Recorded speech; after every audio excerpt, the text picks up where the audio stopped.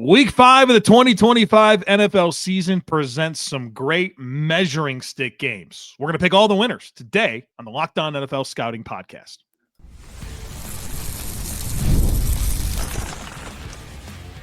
You are Locked On NFL Scouting with the Draft Dudes, your daily podcast for NFL and college football scouting. Part of the Locked On Podcast Network, your team every day.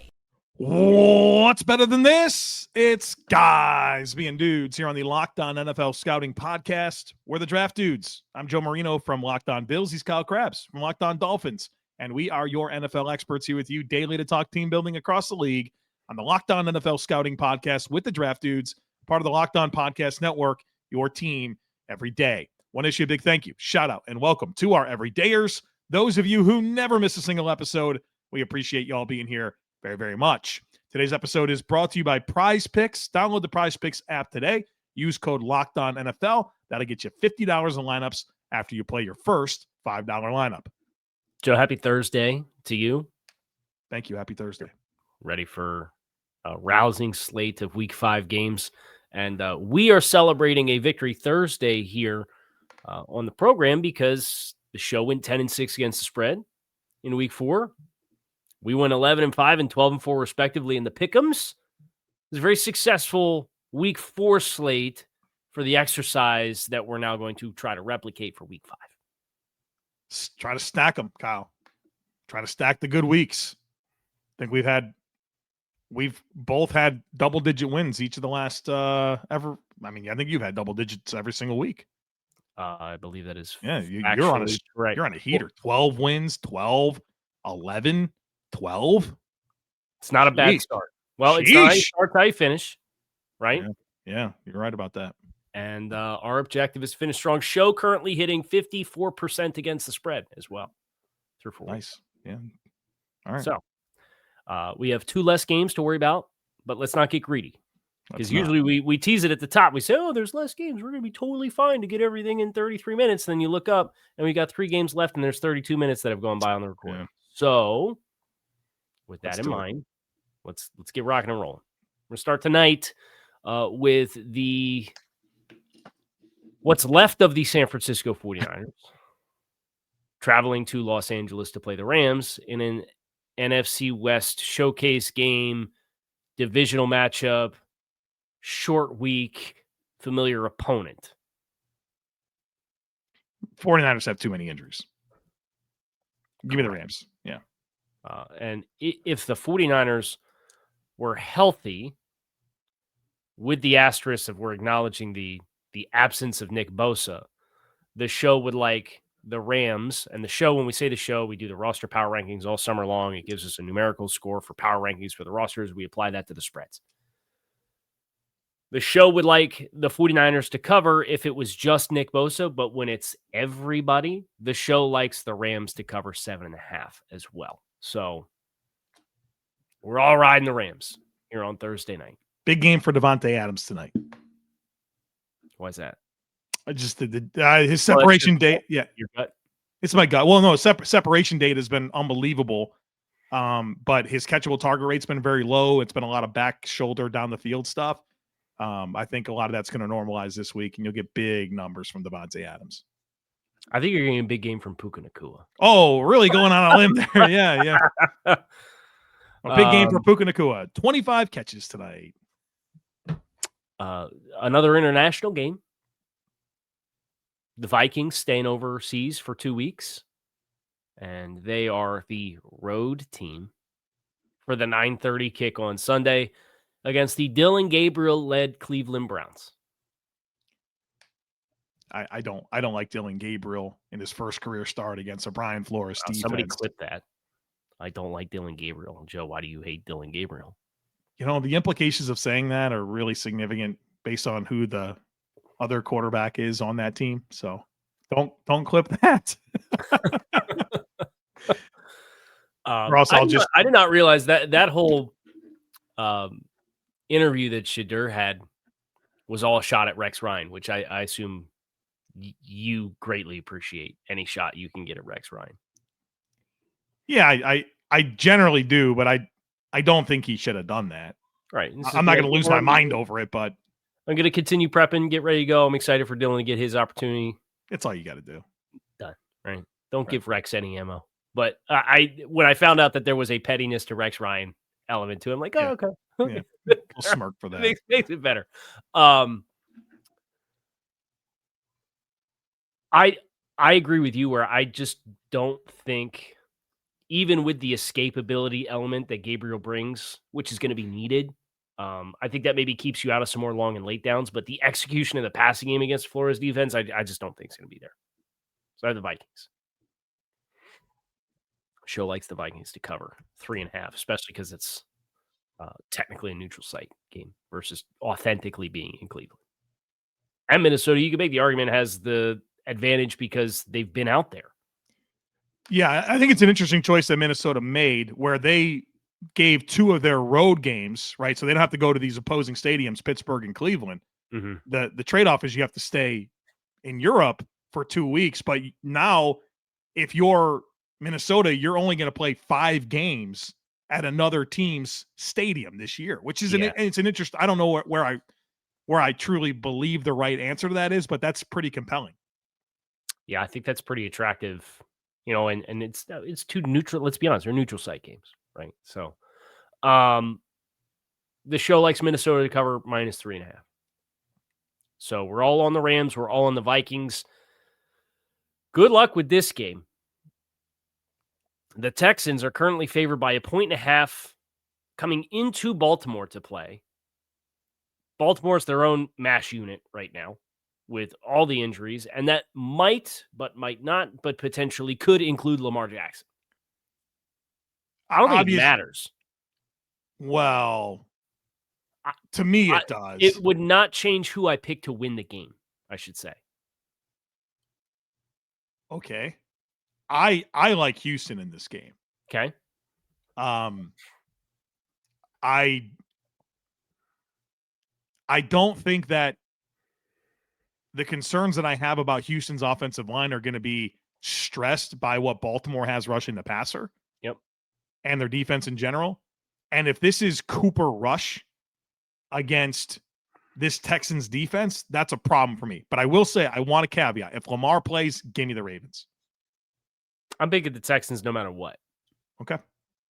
Because I agree with you. The Baltimore defensive line is not in a position to maximize their impact on Houston's offensive line weaknesses.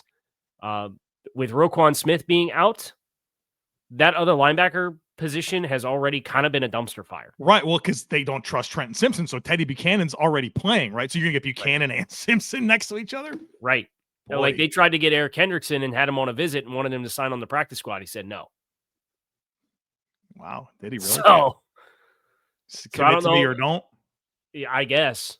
But so, yeah, I'm worried about the linebackers. I'm worried about the defensive line. Marlon Humphrey. Now Nate Wiggins hurt. Like these guys are all hurt. It's too many. It's too many guys. It's too many guys that, like, even if Lamar plays against the Houston defense, I'd pick Houston no matter what to win this game. All right, I'm with you. Houston no matter what. Boy, the 1-4 Ravens. The show does like Baltimore to cover the spread, but that's with the caveat that Lamar plays. Okay. If Lamar does not play, the show will like Houston to cover -1.5. And I have a feeling if it comes out Lamar's out, you won't get this at 1.5. No, you won't. So right, yeah. If you have convictions, and I have convictions, so that I'll let you read between the lines on what that means, whether I do or do not have real action on this game already. All right. I don't think it matters. Okay, let's get to break. We'll come out of this thing. We'll talk about Jackson Dart in his next start, and then Panthers, Dolphins, Broncos, Eagles. Got some fun ones to get into. Folks, be sure to stick with us. The NFL season is here, and FanDuel has an offer that you do not want to miss. Right now, new customers can bet just $5, and you'll get $300 in bonus bets if you win. That's right. Pick a bet, put down $5, and if it hits, you'll unlock $300 in bonus bets to use across the app. I love how FanDuel gives me so many different ways to play. I've built parlays. I've tried player props. I've even followed the live lines during games, and it just makes watching football even more exciting when you got a little something riding on the action. Whether you're a casual fan or love diving into the stats, FanDuel makes the game day experience so much better. Of course, all the lines we're talking about today are courtesy of FanDuel. So if you like any of this, get in on the action. What are you waiting for? Visit FanDuel.com to download the FanDuel app today and get started. Mazda crafts cars for those who do more than simply move. Mazda delivers confidence with every ride with more IIHS Top Safety Pick Plus awards than anyone else. From footwork to breathwork, athletes sweat all the details, and Mazda brings this same intention to how we craft every model. You can feel Japanese craftsmanship in every detail, from the metallic accents to available Napa leather upholstery. And you can make everyday drives feel like anything but with smooth handling and intuitive controls. I love this. All-wheel drive is standard in every crossover SUV, so you can drive with confidence through almost any season. Like our players, we sweat every detail because when you make every move count, impossible becomes irrelevant. Mazda, move and be moved.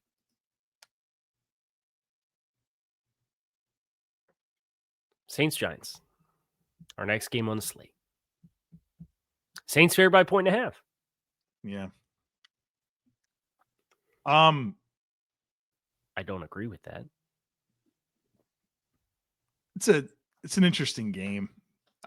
The Giants defense is good, right? Like, I think they have some really nice talent. Obviously, pass rush. They got some DBs. They're playing a lot of man coverage. The Saints have not really proven to be anything vertically down the field, which is what the receiving core is built to be. That interior offensive line with the Saints not having Cesar Ruiz, that feels pretty significant in a game like this. And their tackles have not really played well this year. I think the Saints do have a path to win this game. I think the Giants' defense is maybe the difference. Give me the Giants. Yeah, I think the Giants too. And then obviously there's still new layers that, even without Malik Neighbors, you've got a guy who can attack areas of the field, move off his spot, and Jackson Dart feel better about his execution of whatever Daboll is going to actually draw up. I know the Saints team is really scrappy and they are at home. So, I think that home field advantage, and if there's rookie mistakes with Jackson Dart, I think that's what your path looks like. But I look at the Giants defense versus Saints offense matchup, and it's the matchup that moves the game the most for me. So that's what I like in this game. Wouldn't be surprised if the Saints get their first win of the year, though. Would not at all be surprised. The show likes the Giants outright, let alone as 1.5 underdogs. So the whole show is foregoing FanDuel here. Okay. Dolphins Panthers. Dolphins favored on the road by 1.5. The Tyreek Hill less Miami Dolphins. Carolina's really bad. Both teams' interior offensive lines cause for concern, where the Panthers are on their third choice at right guard and their backup center. The Dolphins have a rookie at left guard that's not playing well. They're on their third choice at right guard as well. I think Carolina's strength is the defensive interior against Miami's offensive line, whereas I think Miami matches up really well to potentially push the ball outside and run the ball outside. So I think Miami's outside zone, I think it's a big development for them that they got back to playing under center as much as they did against the Jets. I think that's a tale of two different matchups when Miami has the ball. And then when Carolina has the ball, can your backup guys mash this interior between the tackles element where the Dolphins have really struggled to consistently fit the run? That's the question that I have for when Carolina has the ball. I don't think Carolina has enough pass rush to hang in this game to affect Tua enough. I like the Dolphins on the road. I like the Dolphins as well, and the show likes the Dolphins to cover the 1.5 spread. If Miami plays, here's the pathway for Carolina, though, I think. If they can successfully, with the backup guys inside, mash the ball in the run, although Chuba Hubbard didn't practice yesterday with a calf. Dave Canales said he came out of the game worse than he went into the game with the calf. That's troublesome. So that doesn't help this pathway either.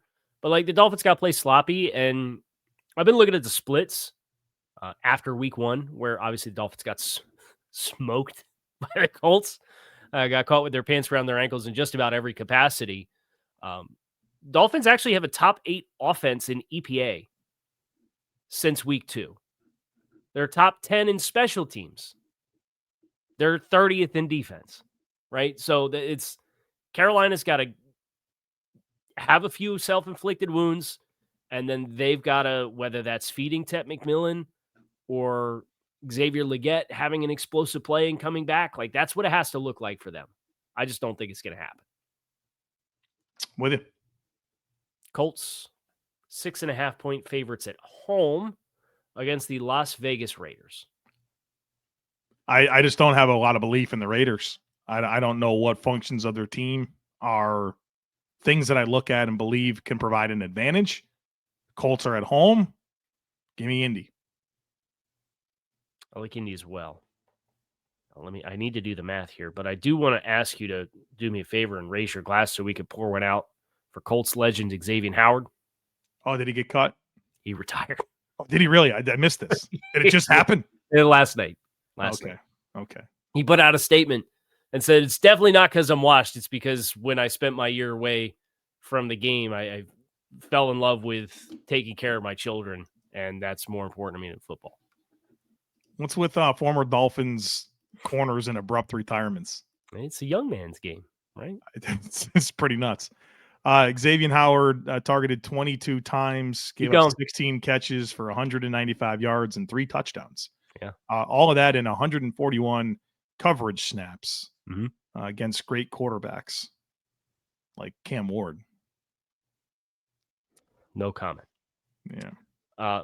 For the spread in this game, the fact that it is in Indy helps push, but the show does like the Raiders +6. So the show's going to go on the Raiders to cover 6.5. 4 penalties as well in 4 games. Yeah, I mean, that was apparent with anybody with a set of eyeballs who watched Xavier Howard in 2023 when he last played too. He just didn't have the juice anymore and kept grabbing guys and getting flagged for penalties. And man, Xavier didn't get a chance to get his patented interception. How many he is in his career? He had 31 interceptions. They're all exactly the same way. Underthrown deep ball. Just every time. Convert the receiver, catch ball. I've seen it a few 31 times. Anyways, yeah, Colts. Show likes Raiders to cover 6.5. Broncos Eagles, really interesting game. Yes. Kind of mad this one's at 1:00. Wish it was in Denver so I could watch it, but this is a good night. This is a good one to play on Sunday night because this is my 1:00 feature game for sure. So matchups wise, Eagles passing attack, not really rolling. They had 0 passing yards in the second half of the game last week. 0. Major advantage to Denver in that regard. Denver's got a good front too. Yeah. So I like their defense's ability to match up with Philly. When Denver has the ball, though, I'm concerned. This is the Bo Nix got to grow up game. Yep. If you're going to be taken seriously as a contender, I think your formula for winning has to be a little different than what it's been so far this season, and a lot of that is going to come down to Bo Nix. Yeah, and I think Bo Nix will. Who knows what to put into the Bengals' performance last week? It's good that he played well, and there's confidence that he can glean from that. Mm-hmm. But to me, this game in Philadelphia matters a ton. I think both pass rushes are going to be a problem for the opposition, but I'm just more of a believer in Philly at home and the defensive talent that they have against Denver. Like, to me, that's the bigger problem in this game. And I think Philly will somehow make a big play or two that will separate them in this contest. But I think both offenses have a lot to prove in this game. The show likes the Eagles by 4.6 points. Boy, it's tight. So the show is going to take Philly to cover -4.5 at home. I'm with you. Philly being the home team, they always seem to find a way to win games like this, where you're kind of expecting a slugfest. It's just, them being at home, I think, is that home field advantage, and seeing what that did down the stretch when they played the Rams 2 weeks ago, right? Like, yeah. I'm taking the Eagles, but the confidence points here is not particularly high. Now, I will say, I think the Broncos' offensive line, is it fair to say that they maybe haven't met our expectations for them thus far this season?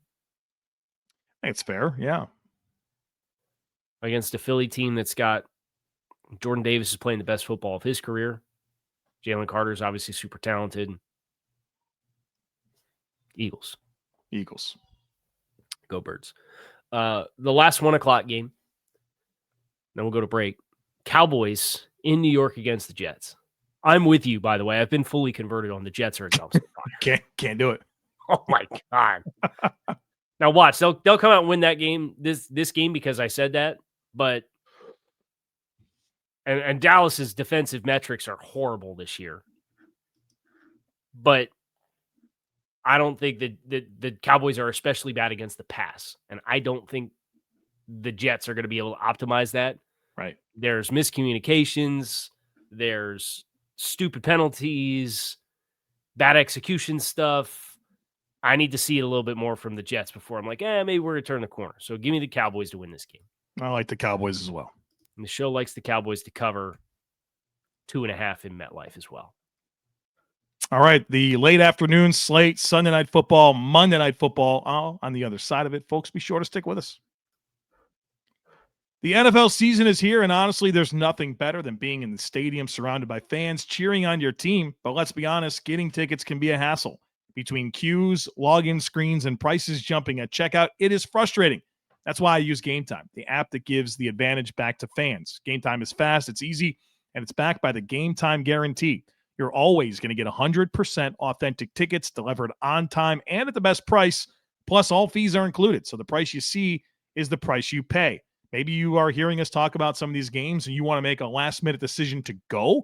Well, that's a great opportunity to check out Game Time because they specialize in those last-minute ticket deals. And, getting tickets on Game Time is just faster, cheaper, and less stressful than any other way that I've purchased tickets. So download the Game Time app, create an account, and use code LOCKEDONNFL for $20 off your first purchase. Terms apply. Again, that's promo code LOCKEDONNFL for $20 off. Swipe, tap, ticket, go. Download Game Time today.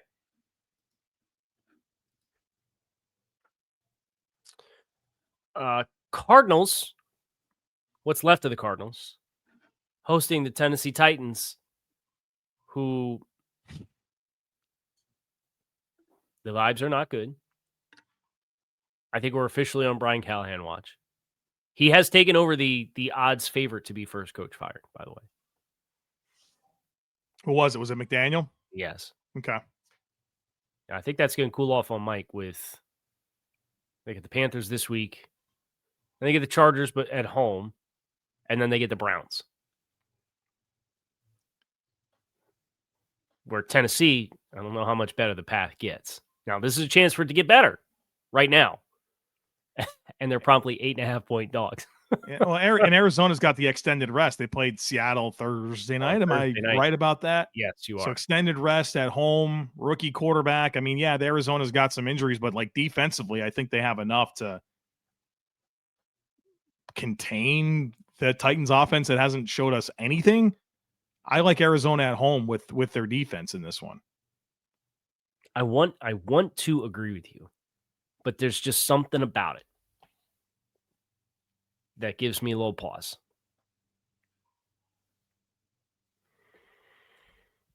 How many points do you think Arizona scores in this game? 24. How do they get there? So they have McBride and Harrison, right? They do, yeah. Now, Trey McBride scored like 3 touchdowns in his last 30 games or whatever. And it's not an accurate number, but he does not score touchdowns, which kills me because he's my fantasy tight end. I love him. You need to give him the ball. He helps you move the ball. He does, but he doesn't score touchdowns. I think it's Kyler Murray with some off-script stuff. I know that their running backs are hurt, but I don't particularly like their offensive line either. Like they were so bad for 3.5 quarters against Seattle. Yeah, and they found a couple touchdowns late, right? Right. They went tempo, and Kyler made a few completions, and Marvin Harrison decided to catch him. Right, like Give me the Titans.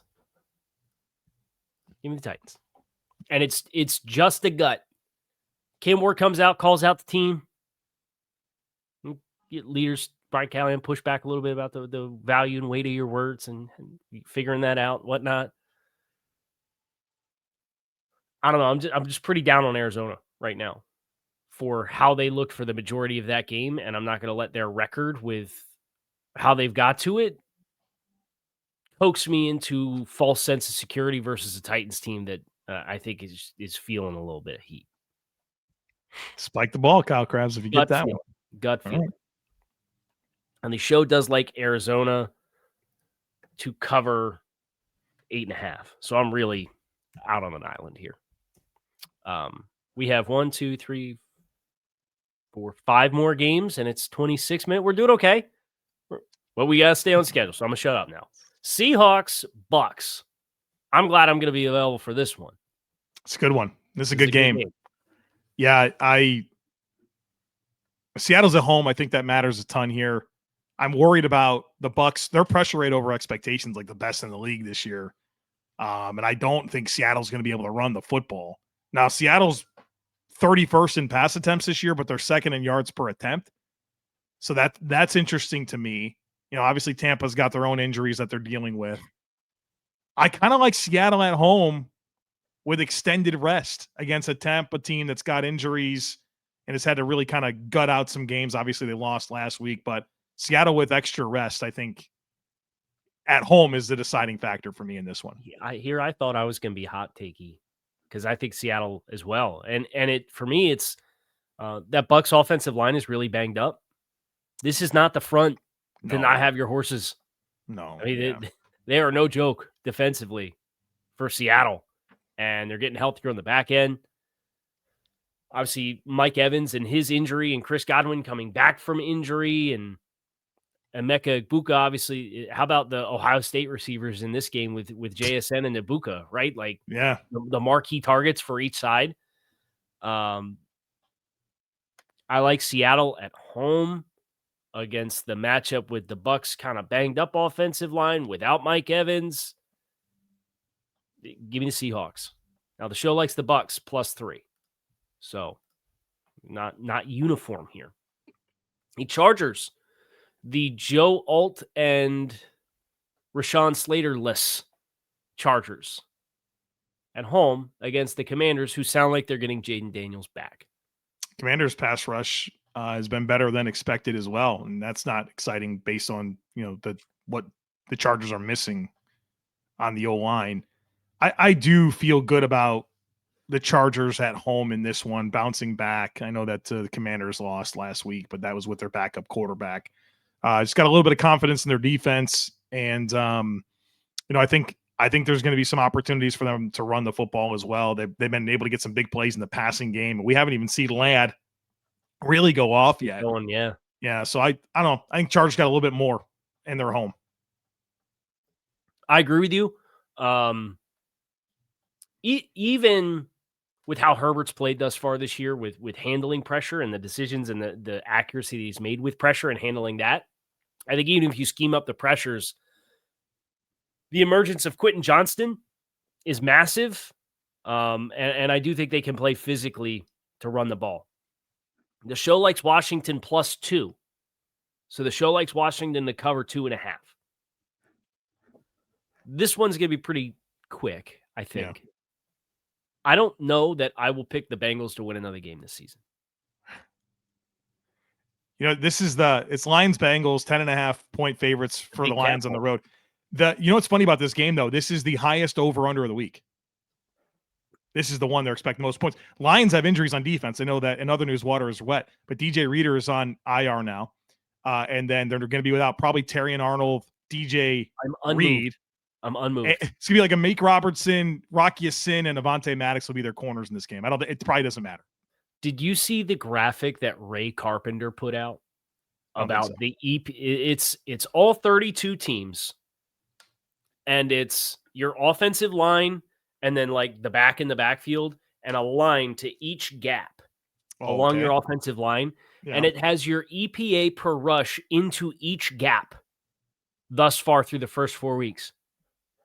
the Bengals, and each line is like color coded on a matrix of like the better it is, the greener it is, the worse it is, the red it is, the more red it is. Dark, thick red lines in every gap for Cincinnati. It's just, they do not have positive EPA running into any gap. And you've got Jake Browning at wide receiver, at quarterback. Doesn't matter who's a wide receiver. Doesn't matter. Joel Goodberry with another banger of a video going over a Dumb and Dumber clip. He's had some good ones. There's another good one to check out if you I will check it out. It's good. It's good. Yeah. So, and the show likes the Lions to cover 10.5 as well. I mean, they might score 50. Yeah, I think there's a good chance of it. Buffalo, New England, Bills favored by 8.5. Yeah, Bills at home, rivalry uniform night. I think Drake May presents a lot of problems for the Bills with his athleticism. He's leading the league in completion percentage. I don't know if there's enough here. I don't think that the Patriots have the overall run game to stress the Bills like they need to. I think the Patriots' run defense has been fool's gold to this point. They hadn't been stressed with an opponent like Buffalo. So I have nerves about this game. I don't know if the Bills cover, but I do think they win. Yeah, I'm with the Bills as well. The show likes the Patriots +8. Yeah, so it's pretty close to where the actual FanDuel spread is. So the show has Patriots covering 8.5. I am with you riding on the Bills to win the football game, which leaves us Monday Night Football, our last game of the week. We got it in at 31.5 minutes. We're living good. Chiefs favored at 3 in Jacksonville against the Jaguars. I love this matchup. I'm really excited about it. I think we're going to learn a lot about both teams. Jacksonville, their offensive line metrics are off the charts. Their adjusted yards before contact, their pressure rate over expectation has been phenomenal. They're running the ball well. Obviously, they're taking it away on defense. They're at home. All of that matters. But I don't think Trevor Lawrence is playing at a high enough level. And I still think the Kansas City Chiefs have plenty going for them defensively. Give me Mahomes in this game. But yeah. This Jacksonville defense is really good. It is, but I don't think Mahomes is going to turn it over 3 times. I think they're going to need 3 takeaways to win. Man. The show likes the Chiefs to cover 3. All right, Tim would love it. Tim would love it if you did. Here's what I'm going to do. I'm going to make a strategic call here. I'm going to jump in the boat with you with Arizona, and then I'm going to pick Jacksonville in this game. Boy, I thought I was picking 2 games up on already. Yeah, I don't want to give you both. You sure? Boy, you're going to be so mad if the Titans win. You're right. I am. Some Titans fan listened to that and turned off the podcast, and they thought they were fulfilled for the weekend. Little did they know. It's like, what was the game? With the field goal that they missed the first one, and then they got it was the Colts. The week 2 game. They thought it was over. The Colts Broncos game. Yep. Coin toss game for me. I'm picking Jacksonville. Okay. Jacksonville at home. That's going to do it for us here today on the show. Kyle Crabbs, Joe Marino. We appreciate you guys as always for checking out the show. Make it a great rest of your day. We'll be back again tomorrow for Takes on Takes. We hope to see you then.